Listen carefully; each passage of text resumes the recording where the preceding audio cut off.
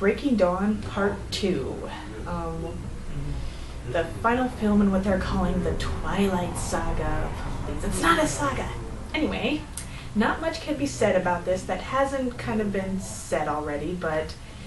And plus, since I'm no longer a sexually repressed high school girl who is grown out of trying to have her cake and eat it too, Twilight really doesn't hold much appeal for me, and Breaking Dawn Part 2 kind of holds even less appeal for me, since with the other movies, at least, you know, the other movies before Breaking Dawn, the three before them, they had action, they discussed love in a way, and all that other crap, and Bella had to choose between her two suitors, but, this movie just seems so inconsequential that it really will have no appeal besides core audience, and it makes it even worse is that they split it into two, so it's even more inconsequential because of that, so much more irrelevant. And anyway, on to the plot. The movie picks up kind of right where the previous movie left off, in that, you know, Breaking Dawn Part 1 ended when Bella opened her eyes right after becoming a vampire. And this one, well, she wakes up and pretty much she's a vampire and a much more interesting character, but really she had nowhere to go but up. And so she finds that as a newborn, she's actually stronger than Edward now, and she's really liking being a vampire. And we get the inevitable scene where she gets to finally show off some skills.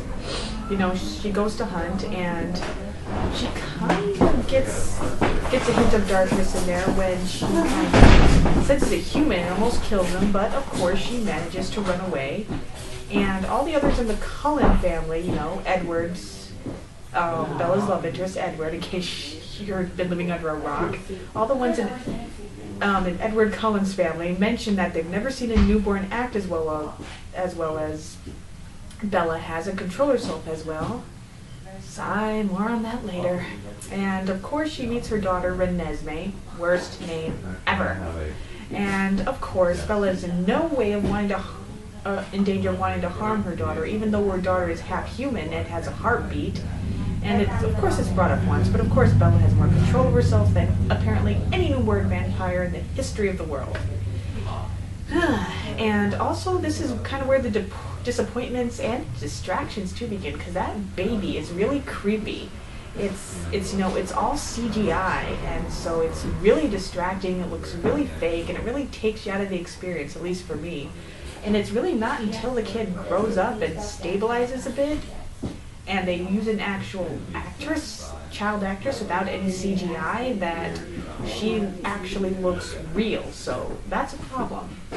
And anyway, so the story, I guess, it really picks up after Irina, a member of another vampire clan, the Denali, sees Renesmee and believes that the Cullens have turned a child into a vampire, which is pretty much the ultimate taboo, because apparently this caused a lot of problems and a lot of deaths hundreds of years back, since a vampire child is apparently beautiful, adorable, and so lovable, and pretty uncontrollable in its need for blood. So apparently they were all killed, and the children too, and anybody who protected them. So since a whole lot of vampires would die to protect these vampire children, that caused a lot of pain and suffering. And the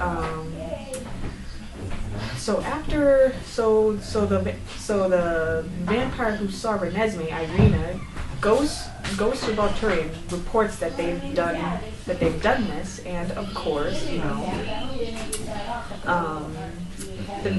one of the Cullen family, Alice, who has premonitions, can see the future, of course sees that these vampire enforcers, the Valturi, who enforce all the laws, are coming for them. So the Cullens decide to gather up enough witnesses to hopefully get the Valturi to listen and realize that Renesmee is not an immortal child, and is of course completely capable of controlling herself and poses no threat. Really, she's not dangerous at all, doesn't go into the dark territory that it would logically go into, and anyway. So they go out and they collect this cast of characters, vampires from across the globe, some of whom has various powers such as creating illusions and controlling the elements. And during all of this, the one who has premonitions, Alice and her guy Jasper, they leave for some unforeseen unforeseen reason that comes into play later. Oh, and of course the wolves, they also gather to help. So we got a cast of characters from around the globe with all these cool powers, and the wolves, and of course they're just witness, not fight, but if necessary, blah blah blah.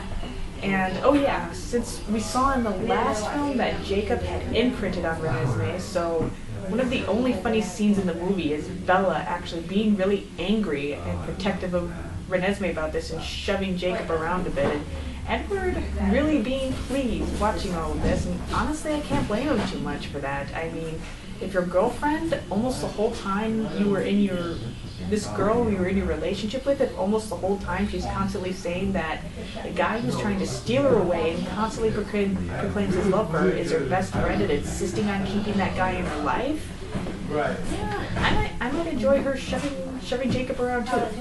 And to her credit, Kristen Stewart at least seems to be really enjoying finally playing Bella actually doing things like training and fighting and actually keeping up with Edward, because really the only time in this movie when she smiles is when she's showing off her strength, and that includes the really awkward sex scenes and all that, and the touching scenes where she's probably supposed to smile. And anyway, so cast of characters, well set for the Volturi to come, and well, a huge letdown happens because I suppose the big finale in the book was just a huge cop-out with a lot of talking, kind of like the end of Blood anime.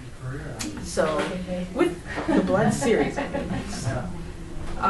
So with the movie, they had to have a fight scene in there somehow. Like, come on, you can get away with that in the books. I'm just trying not to. look all this effort and not have. I like to feel better about my life. And the way they, but you can't get away with that in the movie. And the way they do it, it's just awful. You know, I suppose they did the best they could because they still want to be faithful to the books, but it's still not enough. And I can't tell you anymore, because it would be ruining for you, and just trust me, it's a huge letdown. And I dislike this film and Breaking Dawn Part 1 so much, mainly because of the serious themes. Like in the previous movies, you could just laugh and enjoy all the crap that they were putting out there, but that really changed with Breaking Dawn, because in the previous movies, they didn't really try any serious issues. It was just about her. There was really no stakes, but in Breaking Dawn, they upped the stakes, and they tried to introduce serious issues like, why was abortion in Twilight? That just makes no sense, and that will probably keep me ranting for the whole hour, so let me just say this one thing, that no matter what side you're on in the abortion debate, that topic does not have any place in a franchise like this, because if you want to discuss that right, it had better be explored, because obviously this is a divisive, very emotional topic, and it should only be explored in an intelligent way by talented people on screen, you know, and obviously those people do not work on this franchise, so topics like that have no place in Breaking Dawn, because of course they're not going to discuss it in any intelligent way at all, and they didn't. And anyway,